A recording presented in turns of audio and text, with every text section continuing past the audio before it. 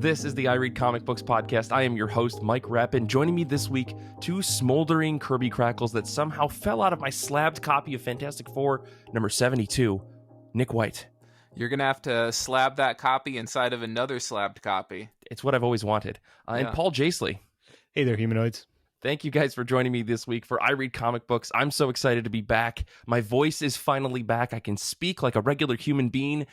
Last week's episode was fantastic, by the way, but this week is going to be our biggest episode yet. I think we have a whole bunch of things to get through before we jump into things. I want to shout out to our latest patron, CK. Welcome to the club. Welcome to all those wonderful back episodes of A Better Batmobile, Paul and Mike read Doom Patrol, Saga of Saga, all the other stuff, IRCB Movie Club that we have, Giant Days of Our Lives. Go listen to that on Patreon. Thank you so much for joining us and welcome. I want to remind everybody who's listening today that we have a hangout on September 24th, this upcoming Saturday from when this episode drops at 8 p.m. Eastern Standard Time. Make sure to jump on our Discord. There's a link on our website, ircbpodcast.com, where you can join that and then come hang out with us and talk comics and tacos and everything else that we get into. Usually Nick takes over at some point and then it's only F1 for about an hour. So make sure you get there before Nick shows up so that you can have a conversation with us about other things. This is really sound advice. That's true. And the last thing I'll say is there's a new shirt on our store. I'm not even going to describe it. All I'm going to say is I can't believe that it exists. But Nick said something to me the other night, and it was the funniest thing I've heard in a very long time. And so our good friend Kyle, who designed the IRCB logo, took that and ran with it and made it into a t-shirt. I'm sorry in advance for all of you who go and checked it out. There's a link to that in our show notes at shop.ircbpodcast.com. But let's get into things. We've got two legally mandated questions that I need to ask, and that is, how have you been? How have comic books been? Let's start with you, Paul. I just want to wish everyone a happy belated Batman Day. All old chums out there, new and old. So I've been doing pretty well. It's been a beautiful weekend here in Western Michigan. Gorgeous late summer weather. I actually made it to the beach last week, so I figured it's probably the last time I'd have a chance to get in the water in Lake Michigan. Beautiful evening. Nice. I saw some of those pictures. They looked like a wonderful time there, Paul. It certainly was. There's something really special about being in Lake Michigan. I'm telling all the listeners, hey, let's do an IRCB get together here in Western Michigan one of these days. Get everybody out to the lake. We'll have a blast. Yeah. In the meantime, let's talk about comics. I, of course, as I mentioned, it was Batman Day yesterday, so of course I had to read some Batman comics. And I read the latest issue of Batman. That's number 127, written by Chip Zdarsky with art by Jorge Jimenez, colors by Tomu More, and letters by Clayton Coles. This is the third issue in Chip Zdarsky's run, and I'm liking it. I'm hesitant to give too many spoilers away. Let's just say that if you've been listening along to the Better Batmobile series, there's an old callback to Morrison's run that Zdarsky brings back in the previous issue. Ooh. And we see more of that here. I'll just say Batman's dressing a little more colorfully in this issue than normal. I'll leave it at that. But I think what's interesting about this run so far is it feels very rushed. And I mean, it's a tight line to walk, because I don't like comics that are decompressed and kind of like drag out the story. At the same time, I want to have the ideas here, and I think Zdarsky has some really interesting ideas about Batman. I want to see them have a little bit more room to breathe. This is a very action-packed issue. Most of the issue is Batman and Robin, Tim Drake, having a knockdown, drag-out fight with this robot called Failsafe, which is determined to destroy Batman. Awesome. At the same time, it's paralleling this idea of Batman himself being so well prepared that he's created fail safes both for himself and to protect against the Justice League. It's calling back to another idea from Grant Morrison on their run of JLA, the idea that Batman had a plan to take out every member of the Justice League. There's a reference to that. So this idea that there's a distinction between Batman and, Bruce, and that difference in their personalities, I just feel like those ideas weren't given enough time to kind of breathe and to kind of be explored in the pace of this issue. And I imagine that, given the big cliffhanger that happens at the end of this issue, which was kind of a surprise, there'll be more time to unpack that stuff. I think Zdarsky kind of like hit the ground running, and I wonder if that's kind of detrimental to the bigger story that they're putting together here. But overall, you got Batman punching something. Batman punching people is always my favorite thing to read in a comic book, so I can't complain too much. So, are either of you reading this issue to issue as it's coming out? I'm looking into it. Part of me is like, hey, might just pick up another DC book and run with it. I'm just I don't know. I can't bring myself to it. It's so tough because I want to really read Batman and be excited about it, but I feel like I'm going to fall in the pit that I've fallen into with X-Men, and you can't be in two pits at once. You know, you can't fall in and start reading every single Batman book because I feel like I want to. Danny in the chat is encouraging me. He says, do it. But the thing that struck me about your description here is that this Grant Morrison person's pretty influential, huh? I mean, yeah. It turns out they had a lot of good ideas about Batman that been sitting there waiting for someone else to pick up and run with. And it's worth noting that on top of Zdarsky taking over Batman, you also had Ram V and Raphael Albuquerque take over Detective Comics around the same time. And in that series, they bring back the concept of Barbatos, which is an idea that Morrison really explored in their run. Mm-hmm. So it's kind of interesting to give, just as we had finished talking about Morrison's Batman for a better Batmobile, all this stuff starts popping up again. There's like almost synchronicity in a way. I'm sure there's some sort of occult ritual I unknowingly did during my research for Morrison's Batman that unlocked this cosmic convergence, this cosmic gumbo, if you will. Yeah. Yeah, I mean, all you readers out there, you're welcome. That's all we'll say over here, IRCB, right? Yeah, exactly. And I should very briefly say, since Danny mentioned it in the chat over on Discord, that on top of Zdarsky's writing, Jorge Jimenez is a fantastic superhero artist. I mean, this book looks beautiful. He draws the action so well. It's just that beautiful blend of being superhero art that's recognizably contemporary superhero art, but like abstracted just enough. And it's dynamic in a way that sometimes don't always see in a Batman comic. So I really enjoy his artwork on top of that. So that's one book I read. What about you, Nick? What did you read this week? Yeah, for me, it's sort of been one of those fun moments where you read a book and then you realize you don't remember the book before, and then you're like, oh no, I have to reread that whole thing again. And that's basically my pick for this week, which is the Bone Orchard Mythos, 10,000 Black Feathers #1. For those unaware, this is the collaboration between Jeff Lemire and Andrea Sorrentino at Image Comics. This is kind of this broad overarching project they're doing now, which is kind of a combination of original graphic novels and one-shots, approaching what feels like some sort of a Lovecraftian mythology of standalone works that have broad overarching points, hopefully without the overt racism. Fingers crossed. Yeah. Shocking reveal, everyone. Lovecraft was racist. Surprise. Yeah. So hopefully we don't get any of that. And so I read the it's a miniseries issue, and then I was like, I just need to read the whole original graphic novel again. What a big ask.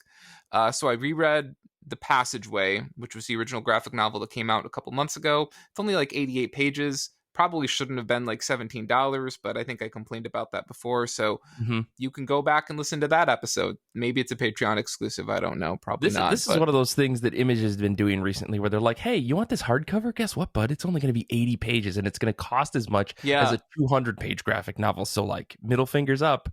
Buy it, stupid. Yeah. Not a huge fan of that part. But so I'll just briefly kind of touch on the conceit of that. Basically, you have this guy named John Reed. He's sent by the Canadian Geological Society to investigate a seemingly bottomless pit that suddenly appeared on an island after the local lighthouse keeper reports it. But the hole turns out to not be bottomless, and it also isn't empty. And the lighthouse keeper, well, she hasn't left the island in over 25 years. And with that, I posit a question. Can you trust someone that has not seen a single Fast and the Furious movie? Are you saying you don't trust me, Nick? Yeah. To be fair, I've only seen one. Okay. Too Fast, Too Furious. Okay, good. I jumped in with the second one, and I was like, I'm so lost. I've clearly missed out on so much mythology and world building from the first one, and I just cut it off at that point. Vin Diesel's not even in the second one. I know. Okay, all right. Listen, we're not going to do this right now. Nick, finish up what you're saying about the Bone Orchard. Can you trust someone that still believes? Yeah. Yeah. Can you trust someone that still believes Jay Leno was on the air? Anyway, so yeah, it's definitely, if you're scared of like lighthouses, if you're scared of large swaths of open water, any of that stuff, desolation, solitude, it's all here, folks. And Andrea Sorrentino's just pencil work is just unbelievable. Like the way he captures like the waves in the water, it's terrifying. And it's interesting because both The Passageway and 10,000 Black Feathers both sort of employ this past present dual narrative going on in both works, with Sorrentino using sort of simpler, less distinctive, rounded pencils, and Dave Stewart using brighter colors for the past narrative in both. So it's kind of interesting to see that. So then I went and I reread 10,000 Black Feathers, which has to do with, let me see. So it follows a pair of girls named Jackie and Trish. They sort of become fast friends as they have shared interests in such stuff as Ursula Le Guin's sci-fi novels and D&D. The two decide that they're going to make their own world, write their own novel. And then we jump forward some amount of years. Trish has become a fantasy author in her own right. Her last books haven't really sold that well. She sort of has been seeing and hearing weird shit. And so she sort of returns home to kind of try to find grounded solitude and familiarity and whatnot. But of course, that's also got some dark undertones, and we don't know quite what has happened to Jackie in the present. So sort of that story kind of unfolds. Now, what's the connective tissue between the two? There's some Easter eggs in the ongoing series that goes back to the OGN. There's interestingly some references in the OGN that actually only become relevant once you read the one shot. Interestingly, the name of the ongoing series is actually featured prominently on like this big stone edifice in the OGN. So it's like, okay, how is all of this playing together? And so I would encourage readers, if you've read one and it's been a while since you've read the other, go back, read both. There is some connective tissue going on. I'm not quite sure what all of it means. Both do seem to stand pretty well on their own, but overall, it's still like too soon to tell exactly what Lemire and Sorrentino are doing here. Like the only, I mean, honestly, it That's is my favorite kind of comic book. I mean, I appreciate that these days. I think everyone is so scared of this pressure that you have to lay everything out in issue one. Like people have to know everything that's going on. People have to have a full, broad picture of what's happening. Just because, you got to hit the ground running. Otherwise, how are you ever going to sell beyond your first OGN or whatever, or your first volume? That it's rare to find books that have or to find creators that have that room where they can actually just take their time. I mean, it's I think that the way that you describe it of like, I don't know what's going on versus like there's mystery that I need to unpack and figure out is a little bit different. So I don't know. I can't tell if it's good or not. That's where I'm getting from you, Nick. I mean, I finished the OGN last night for the second time, reading it much more carefully than the first time. And I am still so confused. I am so resoundingly confused with what I read. Okay. But it's scary ass shit. Okay. I'm just not 100% certain what I'm scared of. Gotcha. So this is now a psychoanalysis of me. So, okay, well, I guess before we start to unpack all of your fears and worries, I'm already on the couch. It's too late. I know. I'm going to jump into one of the books that I read because we have plenty of books to get through. I read Pagliacci. I read Fire Punch volumes 1 through 8. I think when I was on the episode or on the show last, I said like I don't know why I can't get through like more than 3 volumes of anything that I set my mind to that's like a long running series. And so while I was not feeling so great after I got back from my trip, out of town, I decided, I'm going to start reading Fire Punch while I was on my trip. When I got back, I was like, I'm going to blast through the remaining 6 volumes of Fire Punch. And so in like a week span, I read 8 volumes of Fire Punch. This is by Tatsuki Fujimoto, who and his assistants. Tatsuki Fujimoto, you may know from Chainsaw Man, because I wanted to read more Chainsaw Man. If you're looking at the top of our pile posts that we post every week, you'll see that I was like, I just want more of this. I don't know why I wanted more of this, because I can't understand why Viz published this book. It's very, very, very not good. But not in a this is bad, that secretly makes it good kind of way. Like, let me just read the synopsis here, right? So 2 orphan siblings, Agni and Luna, like the Ice Witch who curse their world, are 2 of the, quote, blessed humans who hold special abilities. However, not all who are blessed are friendly, and after another of their kind attacks Agni and decimates the orphans' village where they're staying at, Agni fights to survive, vowing revenge. Seems like a pretty straightforward shonen story, right? It's got some dark aspects to it. This is definitely not like that at all. This story feels very much like it was I like a lot of these different media properties and these different story types and these different dark things in the world. So I'm going to write a story that feels like all of those things, but with my own weird twist on it. Those things that I could feel out of this book were like The Walking Dead and Heroes and religious cults. And I don't think that I like this book. I don't know what to say about it. Like the story was like constantly zigging and zagging, and like you could say if you read all 8 in consecutive reading like I did, that like it does make sense. Agni wants to kill this dude and then ultimately realizes that he has more power than he thinks. Like, I don't know, it goes left and right. It takes a 180. It does a 420 no scope. It's got weird bits that don't make sense, and it comes ultimately down to like this idea of the human mind can lie to itself about anything, and that makes bad situations better, but ultimately in the end it actually makes bad situations worse. And you may be asking, like, does it actually make this a good book if I was able to pull some meaning out of 8 volumes of a pretty asinine story? No, absolutely not. Like, I got what the author I think was getting at, but in the end I felt like it was a pretty bad story, which is really a shame, because I think there's an interesting concept in the beginning of the story that they maybe just had no idea where to go with it. I don't know.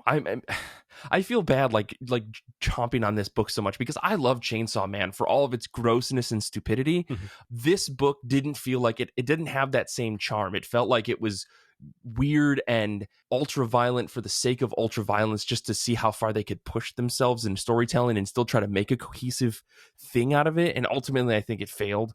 I don't know. I at the end of this, all I could say was like, I understand why there are Jujutsu Kaisen haters. For those of you who have read that or maybe seen that show, that book makes no sense, and it tries to inundate you with text to justify everything that it throws at you in a Deus Ex Machina.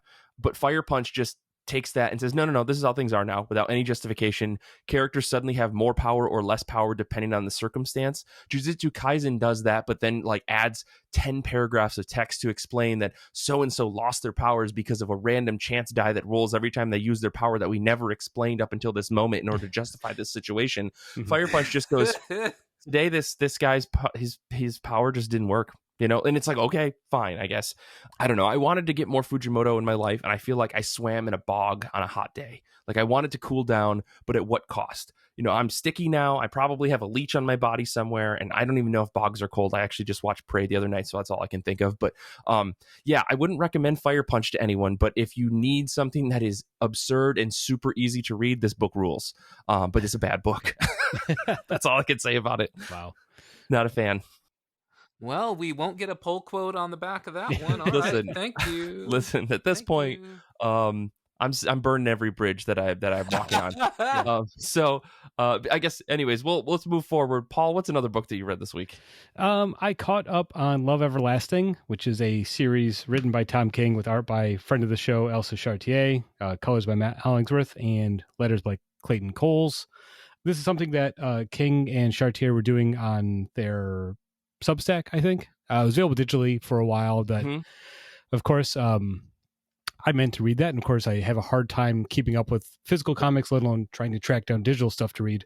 So I decided to wait, and sure enough, Image Comics is now publishing them as single issues. This is a really good book. I'm very hesitant to get too deep into it to avoid spoiling anything, because I think there's a twist in the story and there's a hook that makes the book enjoyable. And I think if you don't know it going in, you'd have a better time reading it, if that makes sense. Cool. Essentially, it is a riff on old Silver and Bronze Age romance comics, which is something I don't know a ton about, but I know romance comics were pretty wildly popular. Part of comic book history, is a genre that sadly is kind of like faded away, not as prevalent, but they're doing the riff on that. And each story is told from the point of view of a main character named Joan. And in the first issue, we see her, or it appears to be her, in a number of different romances. And it's like one part of the story. The first issue is like 3 different stories. And when one story would end, it would jump to a different time period, and it'd be a woman that looked a lot like Joan falling in love. And slowly she kind of realized, wait, this all seems very familiar. So it's almost like you have a main character who's almost caught jumping between different time periods, falling in love with someone that either ends well, a happy ending, or a tragic ending. But she seems to realize or become aware that it's the same story happening again and again. So she's like aware of the narrative going on. And the second issue is a whole story of the whole issue.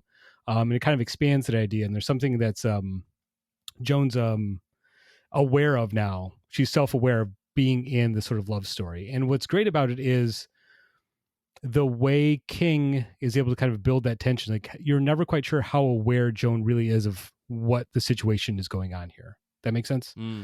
Yeah. And of course, as I mentioned, Elsa Chartier, friend of the show, an amazing illustrator, an amazing cartoonist.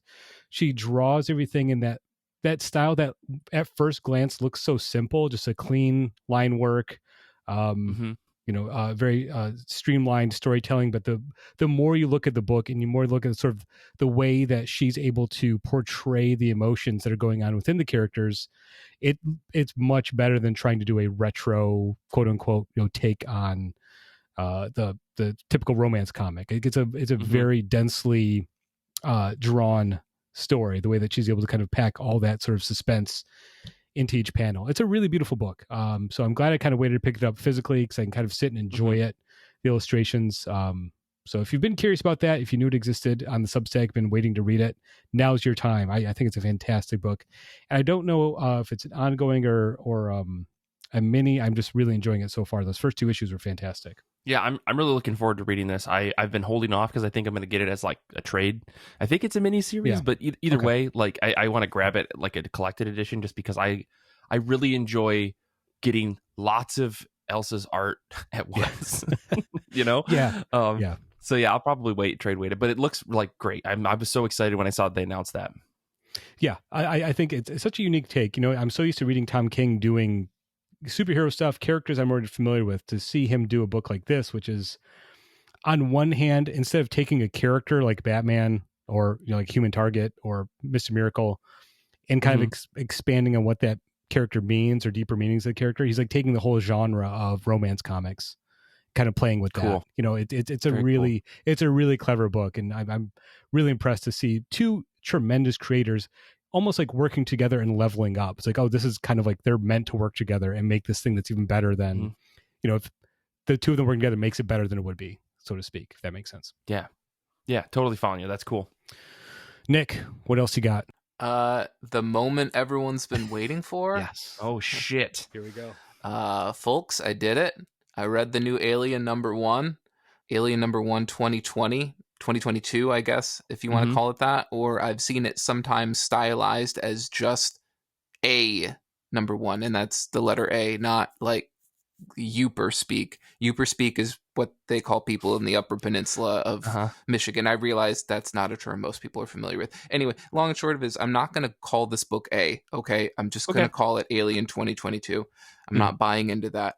And it's not my fault, all right? Look, Marvel decided to reset the numbering roughly only a year and a half after Philip Kennedy Johnson, the author, and artist Salvador LaRocca kicked off Marvel's first crack at making a Xeno book back in March of 2021. And true to most Marveling renumbering efforts, so they're nothing if not consistent, this choice to reset the clock was at best unnecessary, considering this book is largely an anthology, and at worst, it's potentially confusing for those who think it's a true reboot, because it does actually build on some of the broad overarching plot points, specifically from the second arc of the first run. Awesome. So thank you, Marvel. People may say, I don't understand why they do this. It doesn't make any sense. Well, it does make sense. CENTS. Gotti. All right, Nick. Marvel's gonna probably need to take a few days off to just, deal with that slam. So I'm sure CB Cebulski is wondering how he's going to handle that. I'm sure he's currently recuperating in the burn ward after that. Yeah, incineration. He's going to have to create another controversy to just take the news away from this. Nick, what did you think of this comic book? I don't care about that anymore. So this is written by Philip Kennedy Johnson, as I already mentioned, with the new artist being Julius Oda. Colors by Yen Nitro. Letters are still by Clayton Cole, and the main covers are now being done by Bjorn Behrens. Obviously, most people know that I felt that the run from 2021 definitely had some strengths. I thought the writing was pretty good. It definitely had some weaknesses. LaRocca's art was a mixed bag, to put it politely. And Oda, if Oda doesn't sound familiar, it's probably because you and I don't read a lot of books by Dynamite.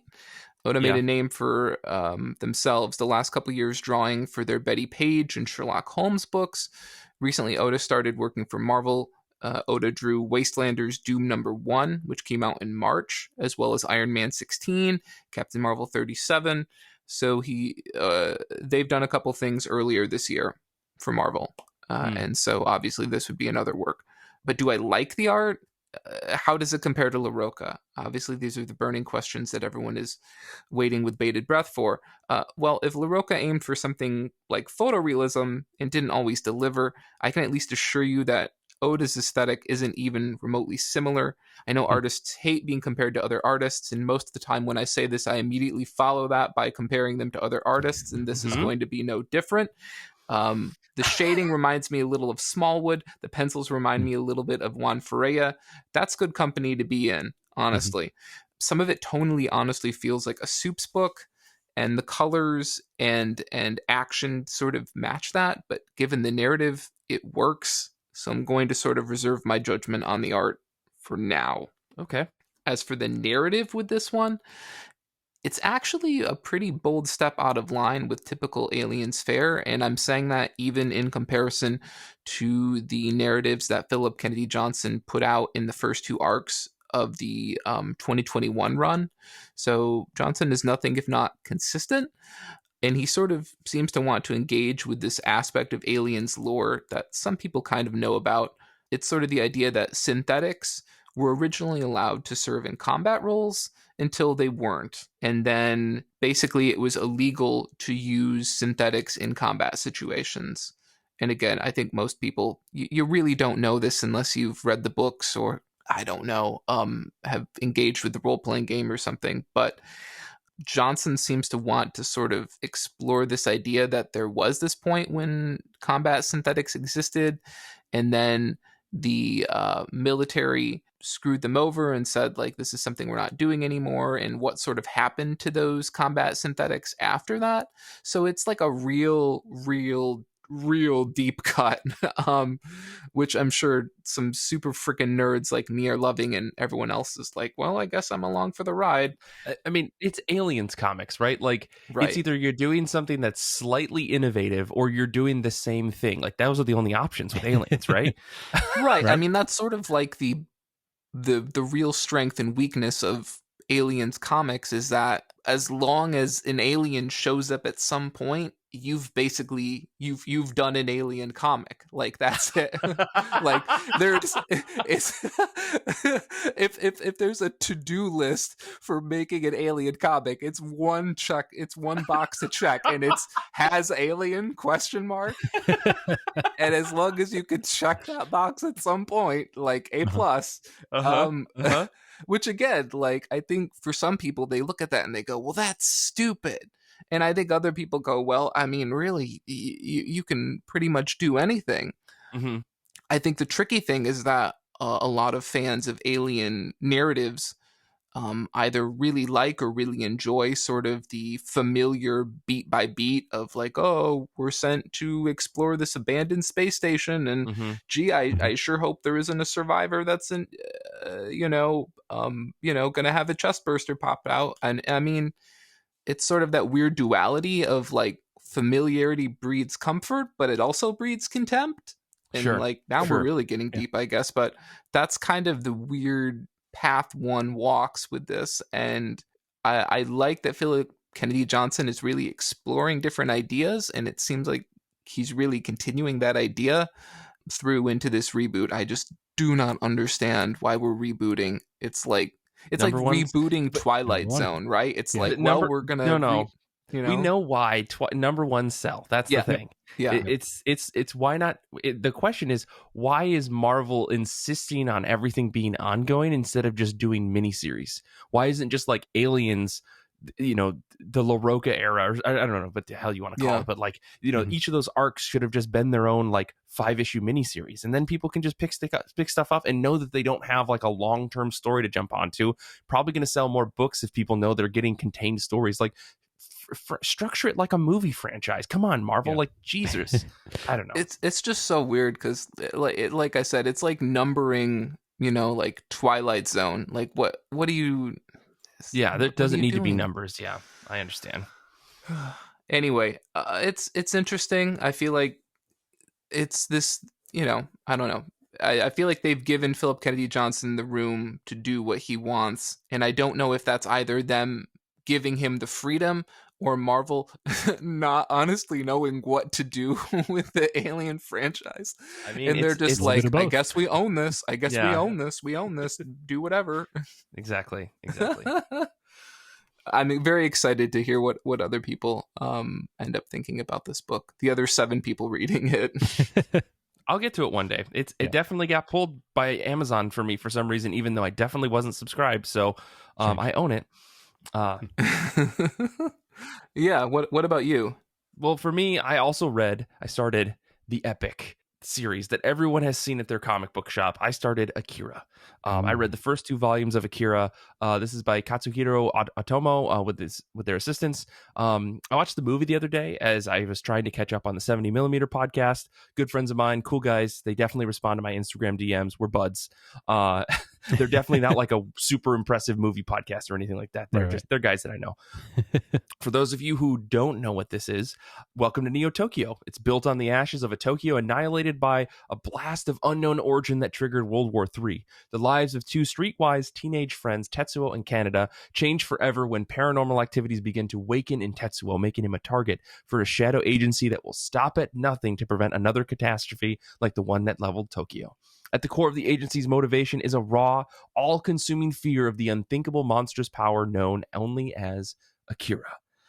Having watched the movie, I was like, you know what?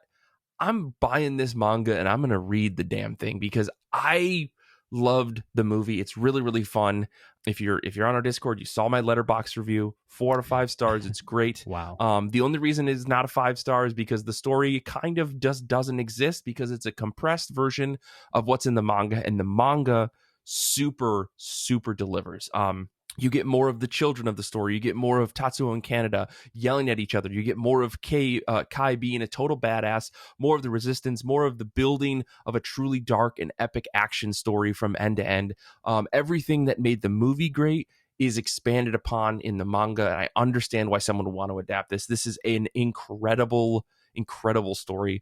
Danny in the chat pointed out that this is not available digitally, which does stink, but everyone should just go to their library, go to your comic shop, grab this. Like, there's these huge oversized editions that are like 4 times the size of a regular manga volume that you can read, and they read perfectly. And I grabbed the whole run. It's a little expensive, but either way, I know your library has this. There's no question about it. It's one of like the most celebrated mangas ever, and it's amazing. Like, the first 2 volumes touch most of the movie, and I don't know, people have said like, oh, the movie covers the first 2 volumes. Absolutely not. I don't know what anybody's talking about. We haven't gotten to the big climax. This book goes, I think, much further into the story of things. So I'm really, really excited to read this. The biggest downside of this book, though, story's fantastic, art's amazing. Like, you get these full, massive 2-page spreads in these oversized editions of like these just scenery of Neo Tokyo. And if you have cyberpunk dreams in your mind, read this manga. It's perfect. But the downside of this book is that it's printed left to right. Right. So they did this thing back in the 80s and 90s and even 2000s. Nick's talked about a little bit about reading Blade of the Immortal, but that's a little bit in a different situation. This book is clearly, they just mirrored all of the panels. So everyone looks like they're left-handed. Everything flows left to right. All the word bubbles are there. It reads fine, but in my mind, I always have to I had to take a second, jump it into each volume. Like, no, manga's read right to left. No, not in this case. It's read left to right. But once you get over that small hump, it's a wonderful read. Yeah, this book rules. Find it, read it. 2 volumes in, and I feel like I'm really reading something monumental that's slow burning and is getting to an extremely cool climax. And I can't wait to get through the rest of this book. The first 2 volumes are super thin, and then the rest of the volumes are really thick and I'm sure just like chock full of incredible stuff. So I'm really, really excited to get into volume 3.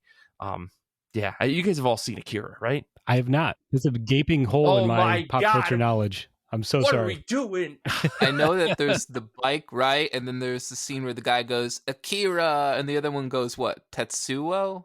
He yells, Canada, and the other guy goes, Tatsuo, and then they keep doing that back and forth. That happens all the time in the manga, and it is the funniest thing to read. Just these guys, they see each other, and they're like, hey, Canada! Like, I wish that's how people like yelled at each other when they were mad. They just knew their name and they would just scream at each other. It's amazing. While on the topic of big oversized manga volumes, can we dedicate like 30 seconds to talk about that big One Piece volume that they recently Wait, listen, after the break we'll talk about that. How about that? For now, Paul, what was the last thing you read? We're running so long this week, everybody. I hope you enjoy it. I just very briefly have to say I have checked out the first volume of Akira from a library like 3 times and just never gotten around to it before I had to take the book back. So next time I check it out, next time I go to the library, I will check it out and put it on the top of my pile. There you go. I think we're going to have to do this, Paul, and I'm sorry to co-opt your show, but I think IRCB Movie Club is going to have to do like a manga adaptation episode where we'll pick 3 anime movies and we're going to have to watch them and read the manga that goes along with it. Sure. The thing is, I don't think about that. So we're going to have the Patreon supporters suggest some options for that. So I like this. I'd be down. I like this. A book I've been reading, actually I'm currently reading about just over halfway through it because it's a huge book. It's probably at least 500 pages just based on weight and size here. It's Clyde Fans by the cartoonist who goes by Seth, just a single name Seth. It's a really celebrated book. It's something I've known about for years. It's a kind of a legend in underground sort of art comics, published by Drawn and Quarterly. And Seth has been serializing this story in his series Palookaville, which is also published by Drawn and Quarterly. It's kind of like an annual little hardcover book he puts out once a year or so. And the story of Clyde Fans was serialized in Palookaville from the years 1998 to 2017. It's a long story. And I've always wanted to read it, but I never really knew where to start or where to get the parts of the story. Luckily, Drawn and Quarterly collected the whole thing in a giant paperback that came out in 2019. I saw it at the comic shop and just grabbed it. It's like, I'm finally going to do this. Nice. And it's great. It's a very different book than the other books I've talked about so far. It basically follows 2 brothers, Abe and Simon Matchcard, as they struggle to keep their family business, the titular store, Clyde Fans, open in a world where people aren't buying fans at fan stores anymore. So it's it follows them throughout a few decades. There's one chapter that takes place in the 50s, one that takes place in the 90s, and it kind of jumps between these different time periods. And it follows these 2 characters who are very, very different. Abe Matchcard is very pragmatic. He's like, this is how you run a business. They inherited this store from their father. He gives you the background of all that and has a very practical view of his role in the world and the role of Clyde Fans as a business. Simon, on the other hand, is very introverted. There's a whole section where he tries to go do door-to-door sales basically for fans and fails miserably. He's so nervous. Inside his own head, he's struggling with some sort of either depression or some sort of neurosis. And what's great is the way Seth is able to very, very slowly pace the story, so you get into the characters' heads. It's a very deliberately paced story. There's a lot of very quiet moments of them walking down the street or walking through the fan store, and it seems like not much is happening, but you really get the sense that what Seth is doing is trying to put you in the character's frame of mind and show you how they're approaching the situation. And Seth has a very distinct style. It's cartoonish, and I use it in the sense of it looks. It's classical cartooning, very simple line work. It's kind of interesting as you flip through the book, you see since it was published over such a long period, his style slowly changes and the line work gets a little bit thicker. Mm-hmm. The brushwork gets a bit less intricate, but it kind of works in that way. More streamlined sort of art approach, and it's all done in a sort of monochromatic. Not quite monochromatic. There's gray and a blue tint to all the work there, all the coloring. It's a very singular book. I'm glad I finally bit the bullet and picked up a copy. Like I said, about halfway through it, but it's one of those books that I like to give myself some time. I like to sit down in a quiet evening, kind of put myself in that world, in the characters' viewpoints, and kind of just relax. It's a relaxing, slowly paced story that really just is so engaging, and just it's a tremendous work. So I'm excited to come back and actually talk about when I finished it. And I can give you the full breakdown, but that's kind of been on top of my pile for the past week or so, basically. That sounds intense. I thought this was the same creator who did all of the Jason books, or Jason, the creator. I was like, this is a totally different style for that dude. None of these are dogs. Like, what the hell's going on? Yeah, exactly. Yeah. I actually read this book. Oh, really? Yeah. Looking at it now, yeah, like a while ago. I totally understand you not wanting or trying or being able to power through this book. Yeah. You can't. It's so dense, and it's so like emotionally dense. Yeah, and also, surprise, a little depressing, but you've probably already figured that out. So let me tell you, this is like this checks all the boxes for if I was going to recommend a book to Paul, but it's like yeah, exactly. It's like indie, and it's like a long ongoing saga, and kind of morose. Yeah. Yep. Yeah, it's definitely a longer checklist than the Alien checklist. It's got a couple extra boxes. Yeah, it's basically right up my alley. If I'm not going to read a book that has Batman punching somebody in the face, I can read this like slow, depressing, existential crisis unfolding in front of me every page. So yeah. Decades of family drama, and yeah. Hopefully that sells it. No, it is a very good book. I know it might not.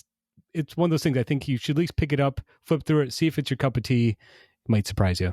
So yeah, Nick, what's last on your list here? For me, I suppose it's only fitting if we covered Alien, that we have this unique opportunity to also cover Predator. So here we are. Yeah, that's right. Marvel owns both properties, as they own 20th Century Fox. So of course they are going to squeeze every little dollar out of every single thing that they can. I think personally, I'm just amazed that we actually have this book in the first place. For those unaware, this is written by Ed Brisson, art by Kev Walker, colors by Frank Diamata, letters by Clayton Coles, and the main covers are done by Lionel Francis Hugh and Sonny Go. Again, I can't believe we're actually finally looking at this book. Marvel announced this all the way back in April of 2021. It was supposed to come out in June of 2021. Then it got delayed to November of 2021, when it was supposed to show up in September solicits to show up in November. It was nowhere to be found. Bleeding Cool asked Marvel about it. Marvel said no comment, which is probably the right response to anything Bleeding Cool asks you, but that's still what they said. And finally, the first issue came out in August of 2022, just a few weeks after the movie Prey came out. I think that this is not a coincidence. It certainly seems like all of this played into Disney getting into a long lawsuit with the writers of the original Predator screenplay over the ownership reverting back to them. And so that's sort of all of Disney's plans for the Prey movie, and this comic kind of got shelved until this all played out. Which made me kind of nervous as well, because sometimes when you're waiting for a book and it just gets shelved and it gets shelved and it just sits there, with certain books, when it finally comes out, the book feels stale. Maybe the jokes or the references or whatever is going on just doesn't hold up 1 or 2 or 3 years later. Sure. But thankfully, this is not like let's make jokes about the supply chain crisis book, right? Like this is about an extraterrestrial species that hunts humans for sport. So, that's about as timeless as you can get. Nick, are you saying that this book is evergreen? Okay. Yeah. Thank you. Thank you, everyone out there. I'll see you all later. Thank you. This has been I Read Comic Books. Yeah, it is. It really is. Tale as old as time. It's real high concept. Brisson doesn't really try to transform it into something that it isn't. Yeah, he sort of inverts the narrative, turns it into this sort of revenge story. This young woman is tracking down the very predator that killed her parents when she was a young kid. But it's engaging. It's well paced. Kev Walker's art just has this real fun energy to it, and I really appreciated Walker's art when Walker drew Dr. Aphra for I think maybe 2 arcs, maybe 3 arcs. But it's honestly one of the fastest reads I've read in a while, since a righteous pursuit of violence, a righteous threat of the Rick Remender book, A Righteous Thirst for Vengeance. Yep, that's it. Oh my goodness, Nick. Sorry. It's been like 18 issues. How do you still not know the name of this book that you read? You and I actively talk about this book. I actively try to plug this book constantly and can never get the title right. I mean, somewhere Rick Remender is hearing this and he's like, you're not going to get a pull quote for that. Like, I can't wait for the pull quote, and it's just a long list of my pull quotes with every permutation and combination of me getting the name wrong. Perfect. Yeah. Perfect. But honestly, it's a fast read, and I know I've said this a lot recently. Like, fast reads for me aren't necessarily bad reads. If I'm just flipping through it real quick and just having a great time and enjoying it, that's great. That's not indicative of something that's like light or inconsequential. Wow. So I would recommend this. Honestly, I knew I was going to enjoy the Alien book. I sort of said, whatever, we'll see what happens with Predator, but I'm having a good time. And I haven't read much Ed Brisson, so I don't have much to go by, but that's a shame. Ed Brisson's done some pretty good X-Men books as far as I'm concerned. Okay. For the record, my joke did not land by anyone because I did not know the name of that ship. It's the Ever Given, not the Evergreen. So anyways, to 2021 jokes, we're back, baby. Let me just wrap things up really quick for this quote unquote first half of the show. I read X-Men number 14. This is Jerry Dugan with pencils and inks by Carlos Villa, colors by Matt Mia, and letters by Clayton Coles. Ultimately, all I want to say, I know this came out a few weeks back, but I read it and it was like a perfect 5 out of 5 comic for me. If you need an example of a perfect modern X-Men story, look no further than this issue. I know this run on X-Men for Dugan has been very hot and cold for a lot of people. I think a lot of people like it, and then they don't like it, and then they come back to it because they're like me. And even if they don't like the issue, they come back to read the next one. But I've actually really enjoyed the almost plainness of this book. Like, bad guys need stopping, send in the X-Men. Someone needs to protect New York, guess you better send the X-Men. Like, there is this straightforwardness that we haven't had in a while. I mean, and I've been reading X-Men for the past decades straight, I feel like there's always it's the X-Men, but there's one twist that you never saw coming, that's been every X-Men book for a really long time. And the fact that this is just we set up shop in New York, we're going to protect New York City, we're here to be the X-Men to protect humanity. It's amazing. I love the fact that they've stayed consistent in this. There's been no twists and turns and zigs and zags. They took Duggan has taken everything that Hoxpox introduced and then fit it back into this X-Men boilerplate in a way that creates a really compelling storyline. And it's perfect, especially in this issue, because it's the premise of X-Men must stop the bad guys, but it's also Judgment Day, and with the big AXE event that's going on. And I think the action in this issue is unbelievably good. The team member combos work. Everyone is written exactly as you'd expect. We've got Cyclops. We've got Sync. We've got Laura Kinney, X-23, a.k.a. Wolverine. We've got Iceman.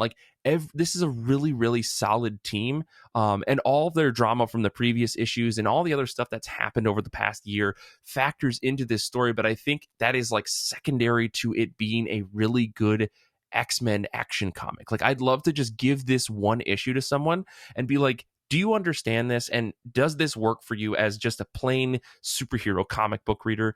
Because I really think that this one hits like better than any issue that's happened in this run so far. Issue 14 is just perfect. Like, I was floored by how well like contained this whole issue felt. So I don't know, or maybe I was just having a really good day reading X-Men books. I don't know, but I really like this. I thought it was like it totally nailed exactly what makes an X-Men book work. So, Paul, I'm going to hand this to you, and you're going to have to give me some feedback. Exactly, yeah. Maybe it'll work for me finally. I just want to say, for those keeping score at home, that is 5 books we talked about, lettered by Clayton Coles. So if you're playing the Clayton Coles drinking game, I'm sorry. Oh, I did not realize that, but I guess the dude's prolific. Yeah. Well, I guess we're going to come back. We're going to take a quick break. We're going to do some tallying of other stats and stuff. When we come back, we're going to talk about what's on the top of our pile. So we'll be back in just a second.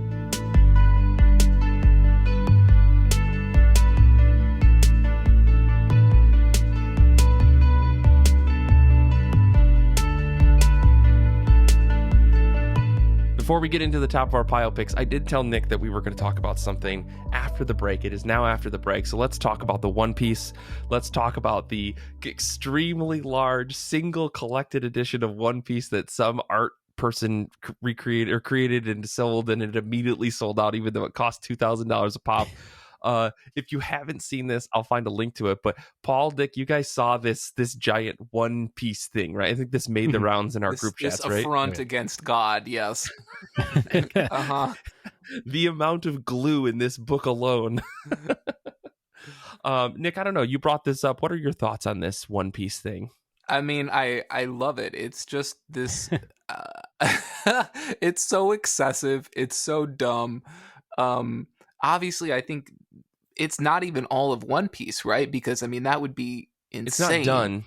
I mean, One Piece isn't done, but right, I think but it's not everything even to this point, right? Because that would still be insane. I don't know. I think it's more than 1,000 chapters in one go. So like, it's almost up to date. Oh my God. Yeah. So, I mean, I just can't imagine. I mean, I know this isn't a purchase that you buy, right? You know, we talk to people like our friend Matt, who hangs out with us on Discord, used to buy a lot of omnibuses. I think he still does every once in a while. And we used to ask him, like, do you have a placard at home? Do you have like a special spot in your house to sit down and read these omnibuses? Because they're so unwieldy. I think anyone who owns an omnibus knows, even like the small ones, right? Like, I have X-Men Legacy, the Simon Spurrier run, in an omnibus, and even that is like, it's not even that thick, but it's still like a hassle to read, let alone the like definitive Grant Morrison edition of 52 or whatever, right. You know, those things that came out that are just like these massive collections. They basically come with a free set of wrist guards and a guarantee that, you know, you can get carpal tunnel surgery after you've completed the book. Yeah.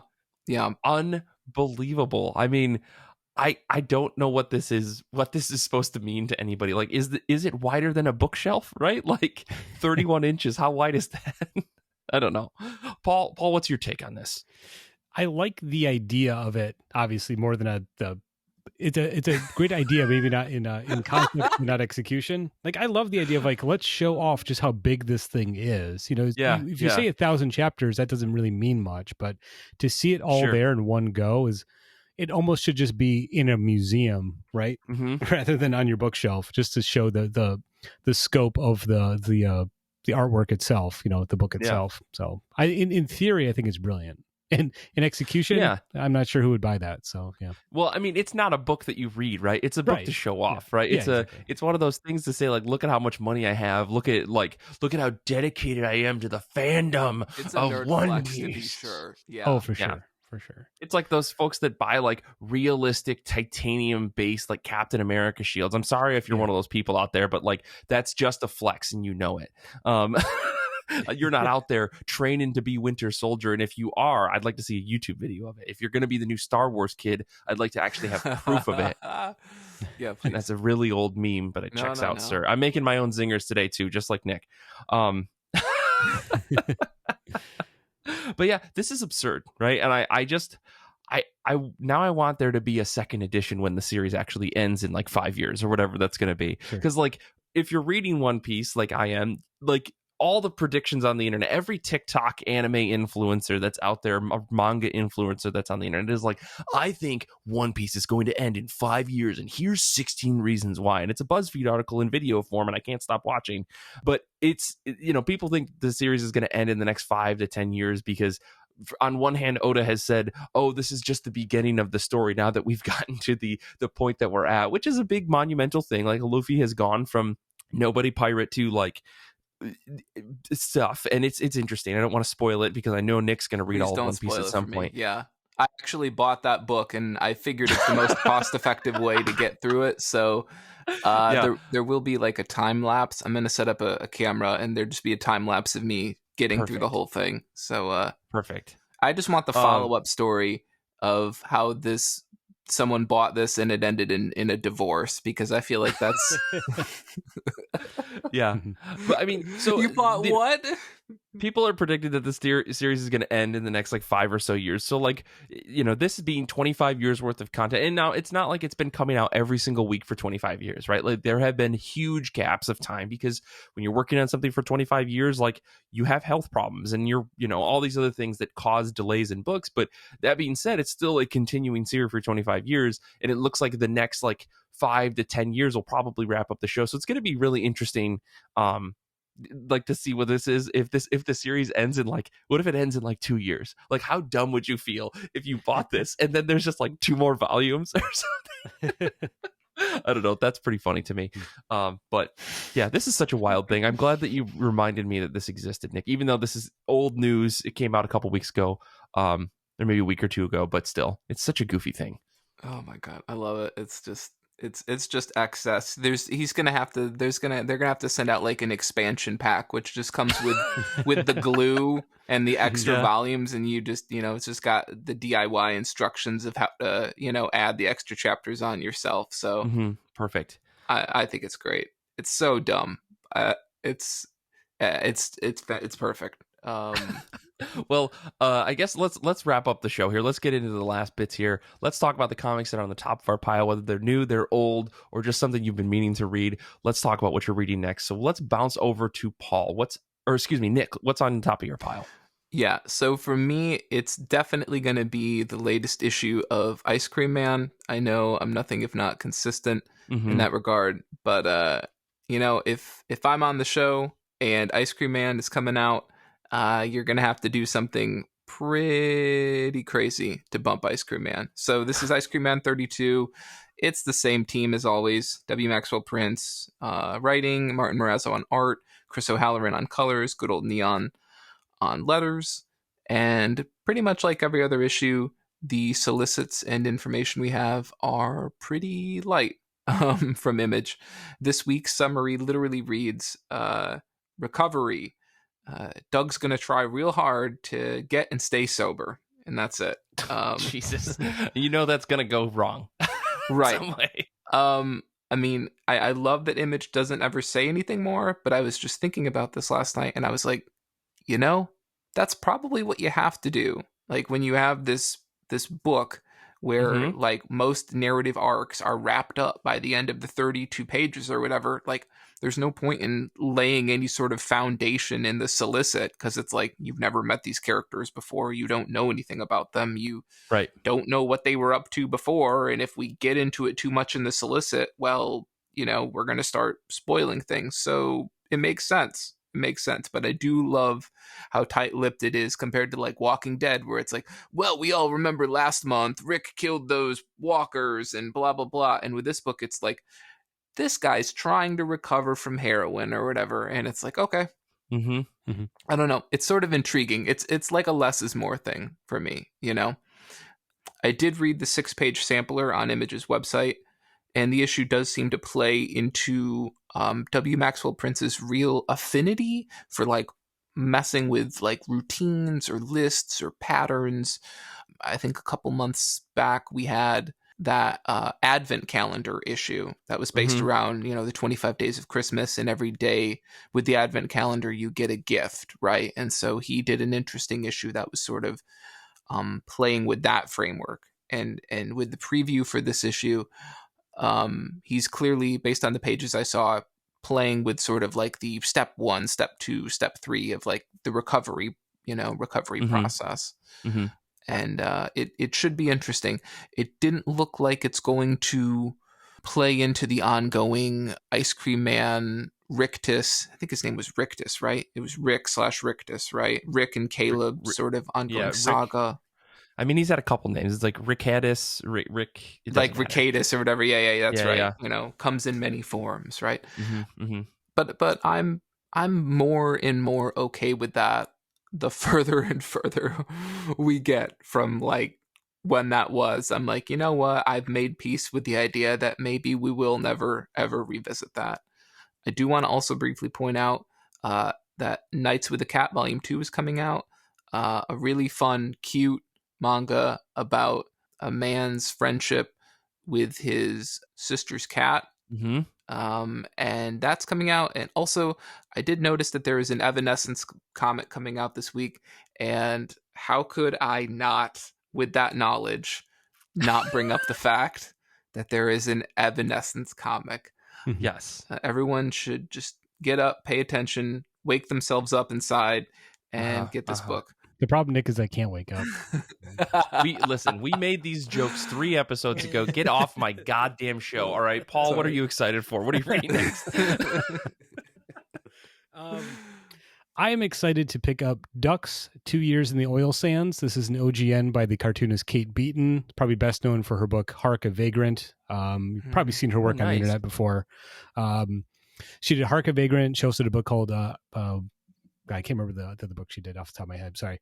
But if you're familiar with her work, it's usually very satirical, very funny, kind of like little short gag strips that she does in this sort of like sketchy, loose pencil style. This book looks to be very different. This is actually an autobiographical book that she's doing. It's a graphic memoir, essentially, that Drawn and Quarterly is publishing. And it chronicles the 2 years that Beaton spent working in the Canadian oil sands as at a refinery, like working at these oil sands, helping harvest oil. One of the biggest oil refineries and oil sands places in the world. And she's there working there. And I think this was 2005 or so that she went out there to work to make some money.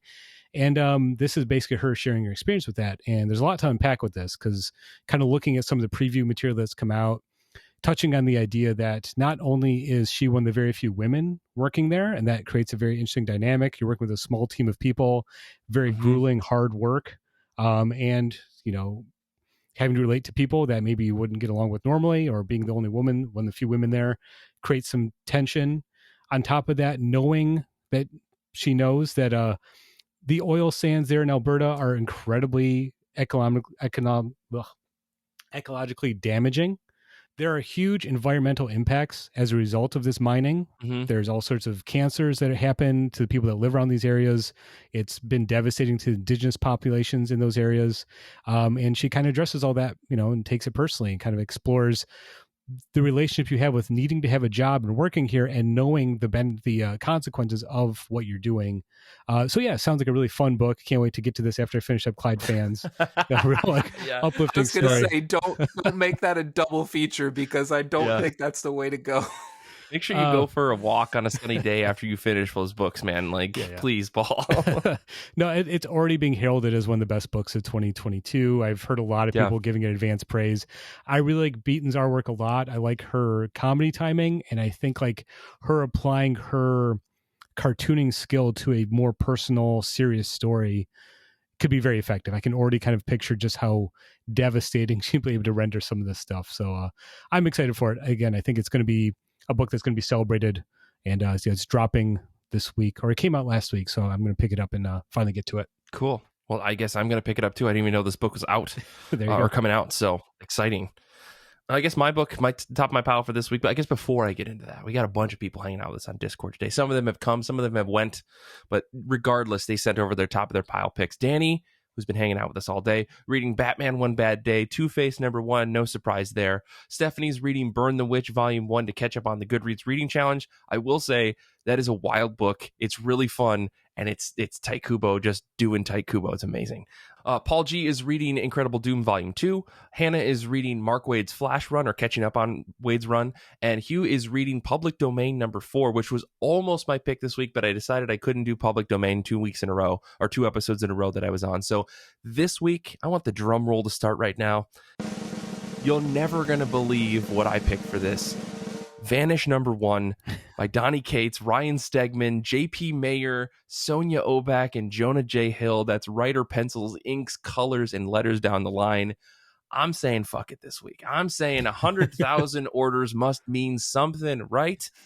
I mean, this book is the most popular book on the shelves. Donny Cates' Twitter is on fire.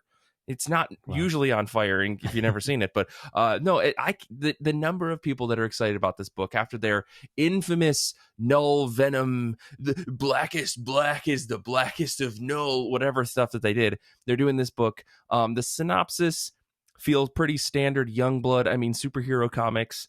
Oliver Harrison was a mythical hero who slayed the greatest threat to his realm before even hitting puberty, but that was then. As an adult, Oliver leads an average cookie-cutter suburban life, aside from the fact that he's mentally unstable, massively paranoid, smokes like a chimney, and gets blackout drunk every night to hide from his horrific nightmares.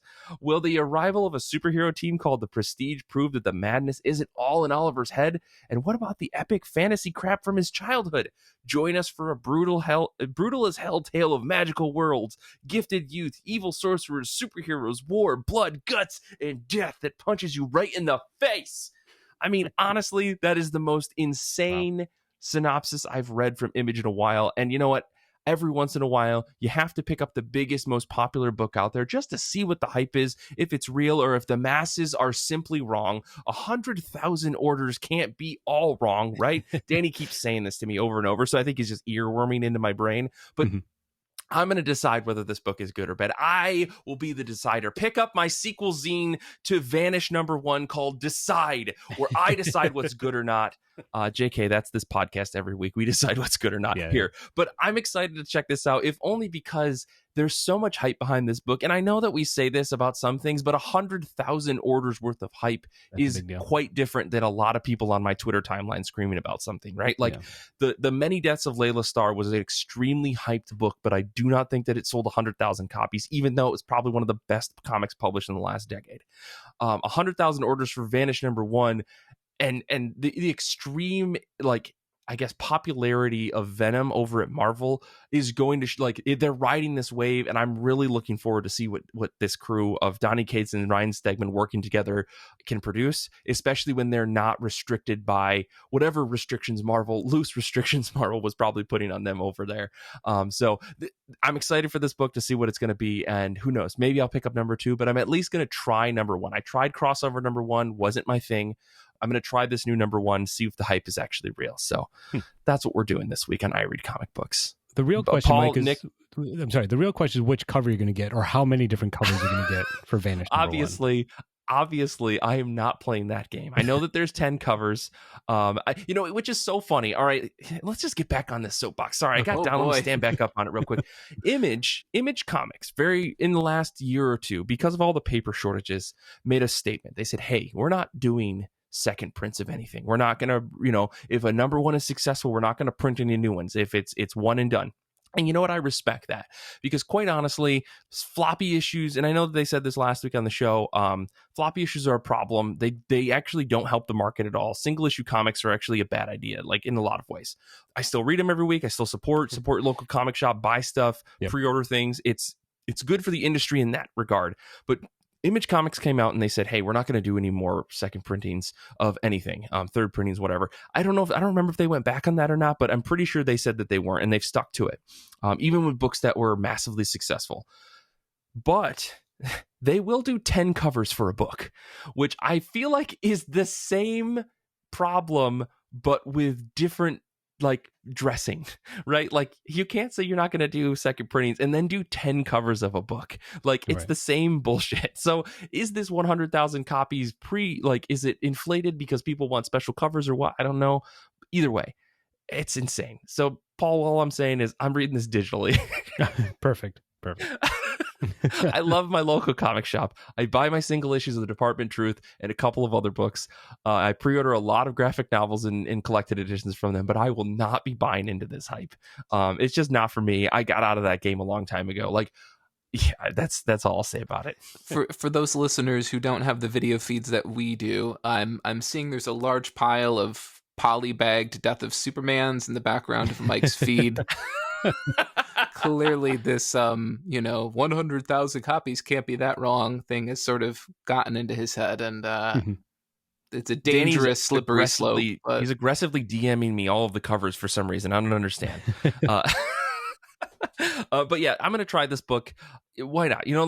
I know we're haters. IRCB, we're synonymous with haters, but still, I figured I'm gonna try this, see what it's all about. Sure. It's interesting. It's hype books. Let's see if Image is putting its money where its mouth is. So. Anyways, yeah, I think that's going to wrap up the show for us. I appreciate you guys trying out. We're trying this no topic format thing where we just kind of talk about comics. Hope you enjoy. I'd love to hear your feedback. Got some wonderful feedback from our patrons recently about some stuff we're doing top of my pile. So love to hear what you think about the show. I guess to wrap things up, next week's episode is going to be me, Kara, and Tia. We're going to talk shop. Kara and Tia said that they have some ideas about revisiting an old topic called sexy bad babies, and they listed Anakin Skywalker and vampires and some other stuff. So it's going to be an interesting show next week, to say the least. But until then, you can always follow us on Twitter. You can follow Nick at Death Star Plans. You can follow Paul at Oh Hi Paulie. You can follow me at Mike Rappin. And of course, you can follow the show on Twitter and Instagram and TikTok. I put my face on TikTok recently. Did you see that? Go check it out. It was quite something. Oh, we got featured in the Wasted Space Kickstarter. That's why I did that. So if you haven't backed the Wasted Space Omnibus Kickstarter, go check that out. But that's all I'll say about that. Go watch the TikTok. This episode first aired on Patreon and is possible because of our wonderful patrons. You can join today for exclusive series access to such shows as IRCB Movie Club, Saga of Saga, and more. Join now at patreon.com/IRCB podcast. And if you haven't already, please take a minute to rate and review our show. I think 5 stars is a fair rating. And you can do that on Apple Podcasts, Spotify. Yes, they have ratings over there. Or wherever you listen to podcasts, because we deserve it. We would also love to have you join the IRCB Discord community to chat comics and more. Plus, you can listen to our episodes live as we record every week. Check the link to our Discord in the show notes. Podcasts grow best when they are spread by word of mouth. So why not tell your friends, family, and local comic book shop patrons all about IRCB? Infinity Shred is the best band in the universe. They do all of our music, and you should also go check out their latest album, Shred Offline. It's an orchestral compilation of their music. It's insane. It's on Bandcamp or infinityshred.com, wherever you want to get their music.